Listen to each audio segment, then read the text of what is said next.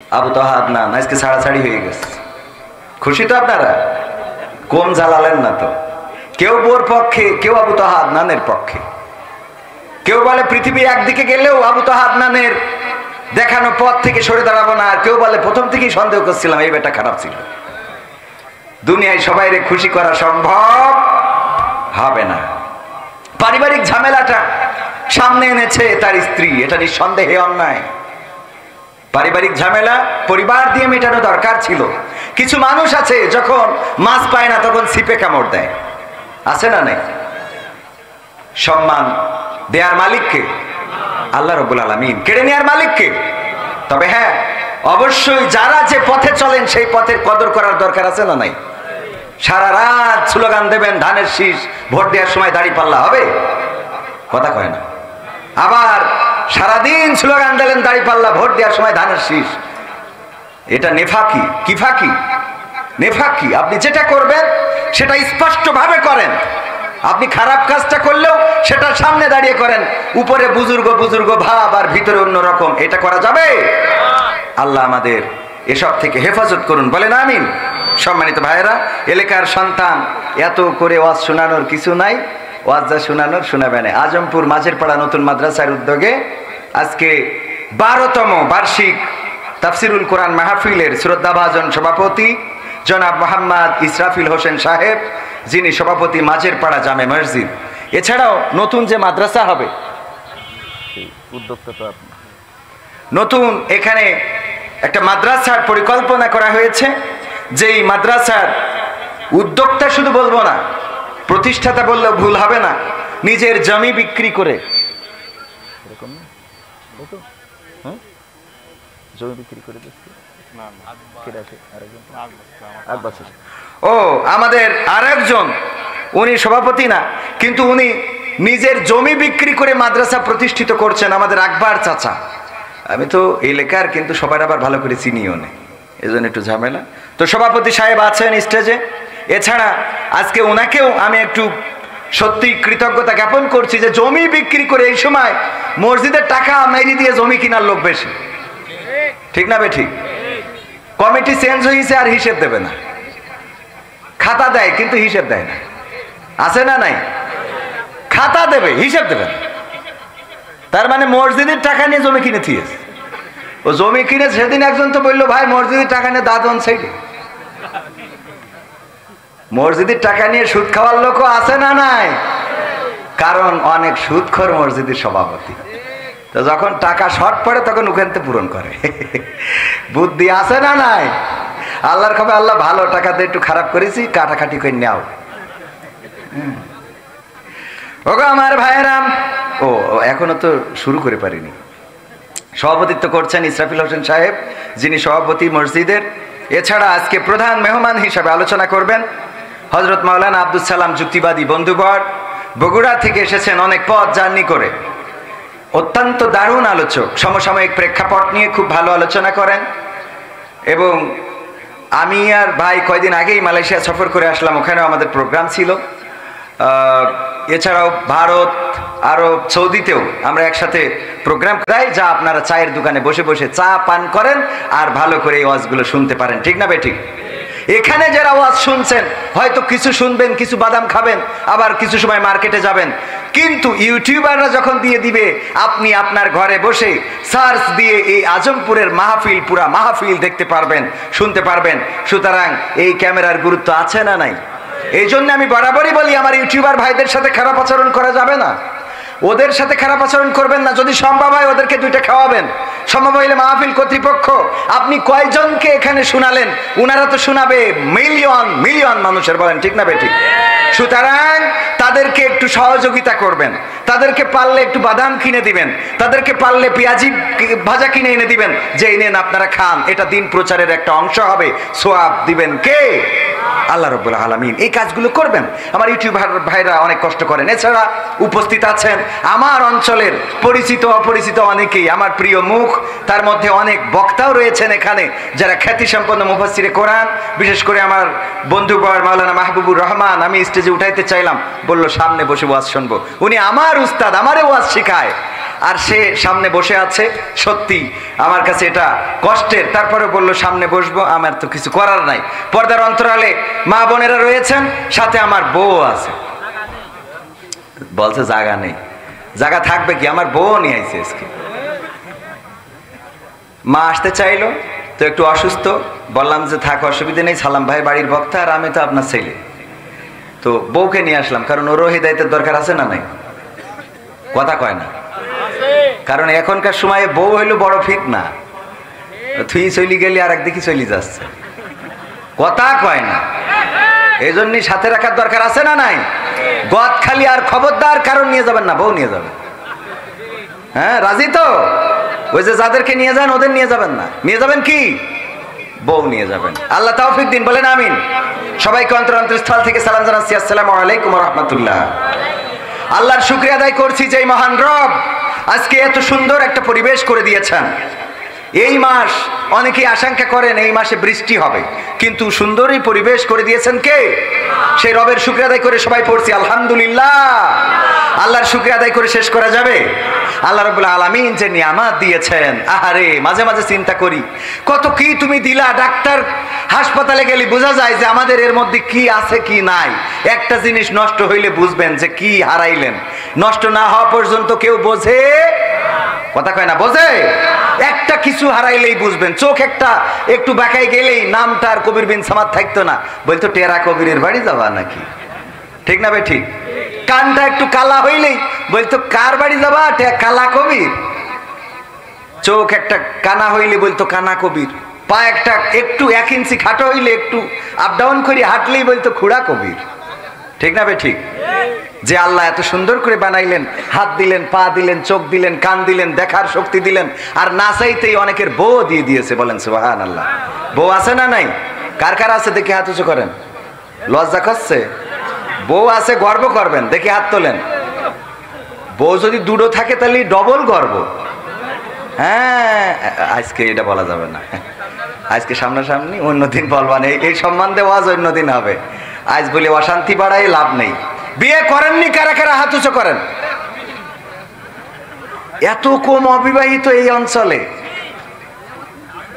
আল্লাহ, আমার মাহফিলে অবিবাহিত লোক বেশি আসে, কিন্তু এই অঞ্চলে দেখছি বিবাহিত। আমার অঞ্চল তো, এলাকার বন্ধু বান্ধব বলছে ওরা শোনে কিনা, এরকম না? যাই হোক, যারা বিয়ে করেননি শীত আসার আগে আল্লাহ সবাইকে তৌফিক দিন, বলেন আমিন। এই আমিন এত আসতে বললেন, বলেন আমিন। বিয়ে করা খারাপ কাজ না ভালো কাজ? আল্লাহর নবী সাল্লাল্লাহু আলাইহি সাল্লাম বিয়েকে প্রমোট করেছেন। বিয়ে করার জন্য শুধু উদ্বুদ্ধ করেন নাই, আল্লাহর নবী সাল্লাল্লাহু আলাইহি সাল্লাম নিজেও ঘটকালি করেছেন, এমন আছে না নাই? আল্লাহর নবীর একজন সাহাবী ছিল, এত কালো কেউ পছন্দ করে না, এত কালো কারো পছন্দ হয় না, কেউ মেয়ে দিতে চায় না। আল্লাহর নবী সাল্লাল্লাহু আলাইহি সাল্লামের কাছে এসে বললেন, ওগো নবী আমার বুঝি বিয়ে হবে না? আল্লাহর নবী বললেন, কেন? আমার চেহারাটা সুন্দর না, আমি কালো মানুষ, আমার দাঁতগুলো সাদা আর চোখের পাশে সাদা, এছাড়া আর কোনো সাদা জায়গা নাই, এই জন্য মানুষ পছন্দ করে না। আল্লাহর নবী বললেন, আমি একটা চিরকুট লিখে দিচ্ছি, এই মদিনার সবচেয়ে সুন্দরী নারীটার তোমারে বউ বানাই দেব। বলেন সুবহানাল্লাহ।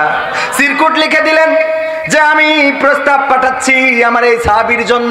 এই সুন্দরী মেয়েটা চিঠি নিয়ে গেলেন, মেয়ের বাবার কাছে দিলেন। মেয়ের বাবা বলল, তোমার এমন চেহারা, এই চেহারার সাথে আমার সুন্দরী মেয়েটারে বিয়ে দিতে রাজি। ভিতর থেকে মেয়েটি শুনলেন আর বললেন, ওগো বাবা কার প্রস্তাব ফিরিয়ে দেন? যেই বিয়ের ঘটক স্বয়ং নবী সাল্লাল্লাহু আলাইহি সাল্লাম, যেই বিয়ের প্রস্তাব পাঠিয়েছেন নবী সাল্লাল্লাহু আলাইহি সাল্লাম, সেই বিয়েটা ফেরত দেয়া যাবে না। আল্লাহ নবী সাল্লাল্লাহু আলাইহি সাল্লাম ঘটকালি করেছেন।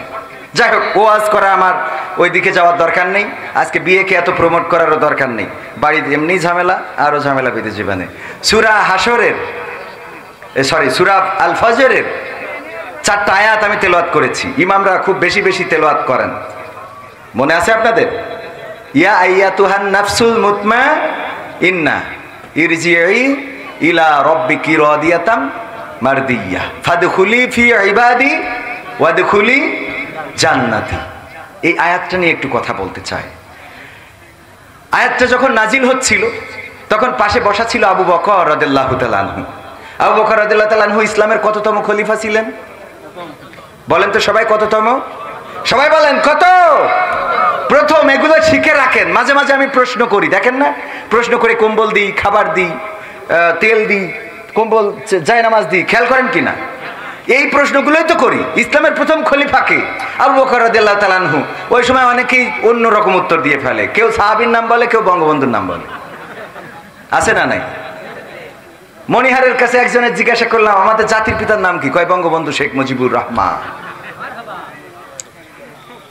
আমরা ইসলাম থেকে এত পিছিয়ে, আদিনে আমি এক মা বোন বলতে হবে, জিজ্ঞাসা করলাম যে উজুর ফরজ কয়টা? তা বলছে 3টা। বললাম কি কি? বলছে ফজর, জহর আর আসর। ফজর, জহর আর আসর উজুর ফরজ। এই অনুষ্ঠানটা দেখবেন, দেখলে আপনারাও মাঝে মাঝে অবাক হয়ে যাবেন। আবার অনেকেই দেখবেন যে আপনি নিজেও জানেন না, যে যেটা বলেছে এটা আমিও জানি না। বোঝেননি? আবু জাহেলের মতো। আবু জাহেলের কাছে একবার তার ভক্তবৃন্দ এসেছে একটা বস্তু নিয়ে, বলল বৃষ্টি হয়েছে, বৃষ্টির পানিতে এটা ভেসে এসেছে, কি আমরা চিনতে পারছি না। আবু জাহেল সামনে ওটা দেখে কিছুক্ষণ কান্নাকাটি করলেন, তারপরে কিছুক্ষণ হাসা শুরু করলেন। আবু জাহেলের ভক্তবৃন্দ বলল, আবু জাহেল তুমি তো আমাদের নেতা, তুমি আমার এই যে বিষয়টা এনেছি এটা কি না জানিয়ে হাসলে কেন, কাঁদলে কেন? বলল আমি কাঁদলাম এই জন্যে, আমি যদি মারা যাই তাইলে এই সামান্য জিনিসটা তোমরা চিনতে পারো না, কি উপায় তোমাদের হবে, এই চিন্তা করে আমি কান্না করলাম। তাইলে হাসলে কেন? বলছে আমি হাসলাম এই জন্যে, এই জিনিসটা কি আমিও চিনতে পারিনি, এই জিনিসটা কি আমিও চিনতে পারিনি। ওর চিন্তা হইলো মারা গেলে এদের উপায় কি হবে, যে এই সামান্য জিনিস এরা বুঝতে পারে নাই। কিন্তু ও হাসলো এই জন্য যে আসলে এই জিনিসটা ও বুঝতে পারে নাই। তো এই অবস্থা আমাদের অনেকের আছে, যে সামান্য এই উত্তর আমি যখন প্রশ্ন করি তখন পাশ থেকে অনেকেই বলি দেয় এইটা এইটা এইটা, যেই ওইটারে ধরি আমনি খেলাই পড়ে। এই জন্য এগুলো শেখার দরকার আছে না নাই? ইসলামের প্রথম খলিফা কে? হযরত আবু বকর রাদিয়াল্লাহু তাআলা আনহু। তিনি পাশে বসা ছিলেন যখন এই আয়াতে কারিমাত নাজিল হচ্ছিল, আল্লাহর নবী তেলাওয়াত করলেন, আর আবু বকর রাদিয়াল্লাহু তাআলা আনহু তরজমা করা লেগেছে নাকি? বলেন তরজমা করা লেগেছে? আরবে যখন কোরআন নাজিল হতো আরবি ভাষায়, তখন আরবিয়ানরা বুঝতো না। আল্লাহর নবী যখন এই আয়াতে কারিমা তেলাওয়াত করলেন, তেলাওয়াত করার সাথে সাথে আবু বকর রাদিয়াল্লাহু তাআলা আনহু বললেন, তাফসীরে ইবনে কাসিরে এসেছে, ওগো নবী এত সুন্দর চমৎকার কথা আল্লাহ ডাক দিয়ে বলছে, ওগো প্রশান্ত আত্মা, ওগো প্রশান্ত আত্মা, হে প্রশান্ত আত্মা তুমি ফিরে এসো তোমার রবের কাছে, ফিরে এসো তোমার রবের কাছে, আর তুমি দাখিল হয়ে যাও আমার বান্দাদের কাতারে, আর প্রবেশ করো জান্নাতে সন্তুষ্ট চিত্তে, আনন্দ চিত্তে এবং সন্তোষ ভাজন হয়ে তুমি ফিরে এসো। কত সুন্দর কথামালা আল্লাহ ডাক দিয়ে বলছেন, ওগো প্রশান্ত আত্মা ফিরে আসো সন্তুষ্ট চিত্তে এবং সন্তোষ ভাজন হয়ে। তার মানে তুমি সন্তুষ্ট হয়ে যাও এবং যার কাছে ফিরে আসছো সেও তোমার উপরে সন্তুষ্ট, আর তুমি দাখিল হয়ে যাও আমার বান্দা যারা তাদের কাতারে, আর প্রবেশ করে নাও জান্নাতে। এই কথাগুলো যখন আল্লাহর নবী সুন্দর করে তেলাওয়াত করলেন, আবু বকর রাদিয়াল্লাহু তাআলা আনহু বললেন, কত সুন্দর কত চমৎকার কথা। আবু বকর রাদিয়াল্লাহু তাআলা আনহুকে আল্লাহর নবী বললেন, ও আবু বকর শুনে নাও, যখন তোমার মৃত্যুর সময় ঘনিয়ে আসবে তখন আল্লাহ রাব্বুল আলামিন এই কথাগুলো তোমাকেও বলে দিবে। সুবহানাল্লাহ। নফসে মুতমাইন্না, প্রশান্ত আত্মা। কি আত্মা? বলেন কি আত্মা? আল্লাহ ডাক দিয়ে বলবেন, ওগো প্রশান্ত আত্মা ফিরে আসো তোমার রবের নিকট সন্তুষ্ট চিত্তে এবং সন্তোষ ভাজন হয়ে। সন্তুষ্ট চিত্তে মানে তুমিও খুশি হয়ে যাও। এটাই এমন, ধরেন আবার রাজনীতির কথা বলছি না, তারেক রহমান দেশে এসেছে, আমাদের এই থানায় অথবা এই সংসদীয় আসনে বিএনপির মনোনয়ন প্রত্যাশী আছে না নাই? কয়জন আছে? একাধিক ব্যক্তি, 2 বা 3 জন আছে না নাই? 2 বা 3 জন। এর মধ্যে যদি কোনো একজনকে ডাকে যে তুমি একটু ঢাকায় আসো, তারেক রহমান একজনকে ডেকেছে, তুমি একটু ঢাকায় আসো, ও তো আগের তে বলবে ধান লাগা, কথা কয় না। আর যদি বলে সন্তুষ্ট চিত্তে এসো, সন্তুষ্ট থেকো, অসুবিধে নেই, আমিও তোমার পরে সন্তুষ্ট আছি, একটু ঢাকায় আসো, যদি এই কথা বলে খুশি হবে না হবে না? ধান লাগাবে না লাগাবে না? কথা কয় না। আপনাদের কি কষ্ট হচ্ছে? লাগাবে না লাগাবে না? বলবে লাগা লাগা। হ্যাঁ, এটা বলবে, বলে চলে যাবে ঢাকায়। ও আমার ভাইয়েরা, এই যদি একটা মনোনয়নের জন্য যদি এত খুশি হয়, একটা নমিনেশনের জন্য যদি একটা মানুষ এত খুশি হয়, শুধু যদি ডাকে যে তুমি আসো, খুশি থেকো, আমি তোমারে খুশি করে দেব, আমি তোমার উপরে খুশি আছি, মানুষ যদি মানুষকে বলে তাইলে যদি খুশি হয়ে যায়, আল্লাহ যদি কোনো বান্দাকে বলে তার খুশিটা কেমন হওয়া উচিত চিন্তা করেন। আল্লাহ বলছে, ওগো আমার বান্দা, ফিরে এসো তোমার রবের কাছে, এসো তোমার রবের কাছে, যেই রবের জন্য তুমি তাহাজ্জুদের নামাজ আদায় করেছো, যেই রবের জন্য তুমি যাই নামাজ ভিজিয়েছো, চোখের অশ্রু ফেলেছো, সেই রবের কাছে ফিরে আসো, যেই রবের জন্য গোটা রমাদানের মাস রোজা রাখতে, না খেয়ে থাকতে, ইফতারটা সামনে নিয়ে বসে থাকতে, যতক্ষণ আজান দেয় নাই ততক্ষণ পর্যন্ত তুমি খাবার খাও নাই, পানি পান করো নাই, যেই রবের জন্য, সেই রব আমি তোমাকে ডাকছি, তুমি ফিরে আসো আমার কাছে সন্তুষ্ট চিত্তে এবং সন্তোষ ভাজন হয়ে, আর দাখিল হয়ে যাও আমার বান্দাদের কাতারে, প্রবেশ করো জান্নাতে। এই কথাটা যাদের জন্য আল্লাহ বলবেন, এদের থেকে ভাগ্যবান আর কেউ কি থাকতে পারে? বলেন, আর কেউ থাকতে পারে? যখন আমাদের কেউ থাকে না তখন থাকেন কে? যখন আমাদের কেউ দেখে না তখন দেখেন কে? যখন আমাদের কেউ খোঁজে না তখন খোঁজেন কে? আল্লাহর নাম নিতে যদি কষ্ট হয়, দরকার নাই, যে আল্লাহ ছাড়া বিপদ উদ্ধার হয় না।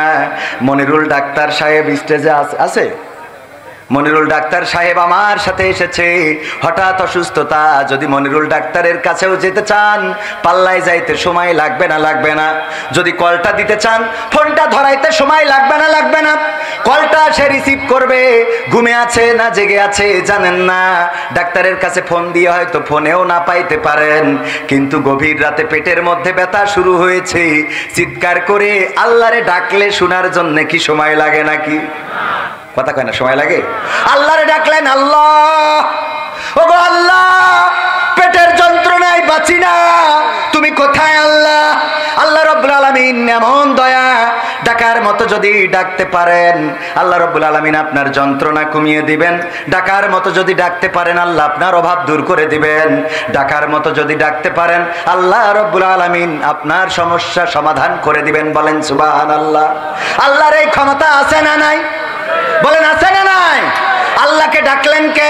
আদম আলাইহিস সালাম বললেন, রব্বানা যালামনা আনফুসানা ওয়া ইল্লাম তাগফির লানা ওয়া তারহামনা লানাকুনান্না মিনাল খাসিরিন। ওগো আল্লাহ, ওগো রব, আমি তোমারে ডাকছি, আমি আমার উপরে জুলুম করেছি, তুমি আমারে ক্ষমা করো, তুমি আমার উপরে দয়া করো, রহম করো। আল্লাহ শুনেছে না শোনে নাই? আল্লাহর ডাকলেন কে? ইউনূস আলাইহিস সালাম যখন মাছের পেটের মধ্যে ঢুকে গেল, আহারে, পৃথিবীর কোনো মানুষ খবর পাইল না, নৌকা থেকে ফেলে দেওয়া হলো, পানির মধ্যে পড়ে গেল, মাছটা গিলে নিয়ে চলে গেল। ওই মাছের পেটের অন্ধকারের মধ্যে, পানির অন্ধকারের মধ্যে এবং রাতের অন্ধকারের মধ্য থেকে যখন চিৎকার করে বলল, লা ইলাহা ইল্লা আনতা সুবহানাকা ইন্নী কুনতু মিনাজ জালিমিন। আমার আল্লাহর ডাকার পরে আল্লাহ ডাকে সাড়া দিয়েছেন না দেয় নাই? বললেন, ওগো রব, আমি আমার উপরে জুলুম করেছি, তুমি পুত পবিত্র, তোমার মতো বড় পবিত্র আর কেউ নাই, আমি আমার উপরে জুলুম করে ফেলেছি, আল্লাহ তুমি আমারে ক্ষমা করো, দয়া করো, তুমি ছাড়া উপায় নাই।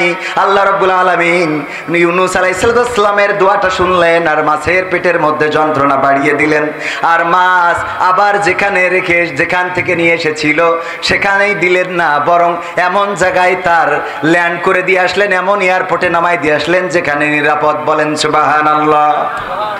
শুনেছেন না শোনে নাই? যখন নদীর পাড়ে মুসা আলাইহিস সালাম, সাহাবীরা বলল, ওগো মুসা, বিপদে পড়ে গেলাম তোমার পরে ঈমান আনার কারণে, আর তো কোনো উপায় নাই, আর কোনো রাস্তা নাই, এখন সামনে মারব, পিছনেও মারব, আমরা এমন জায়গায় আটকে গেছি, এমন চিপাগলিতে যদি বের হতে চায় ফিরাউনের বাহিনী, তারা আমাদেরকে অ্যাটাক করবে, তাদের ঘোড়ার পদতলে পিষ্ট হয়ে মারা যাব। আর যদি আগাইতে চায় তাইলে এই সাগরে সমুদ্রে চুবানি খেয়ে মারা যাব। এখন বলো মুসা কি করব? আল্লাহর নবী মুসা আলাইহিস সালাম নিশ্চিন্ত ছিলেন, হতাশ হলেন না, বরং তিনি জানেন যে আল্লাহ রাব্বুল আলামিন আছেন। নফসে মুতমাইন্না তো এরকমই হয়, বিপদে পড়লেও হতাশ হয় না। নফসে মুতমাইন্না হলো মুসিবত যতই আসুক ফাঁসির রশিতে ঝুলানো হবে। ডাক দিয়ে সন্তানকে বলে, ও আমার কলিজার টুকরা, বলো ফাঁসির কাস্টে তো ঝুলবো, লুঙ্গি পরে যাব নাকি পাঞ্জাবি পরে যাব এটা বলে। ও আমার ভাইয়েরা এটা বলে না, আমার ফাঁসি দেবে এখনো, দেখো বাঁচাইতে পারবা কিনা, বলে নাকি? নফসে মুতমাইন্না বোঝেন তো? নফসে মুতমাইন্না প্রশান্ত আত্মা, আল্লাহর পরে এতটাই নির্ভর যে মৃত্যুর আগের দিন পর্যন্ত হাসতে থাকে। কথা কয় না?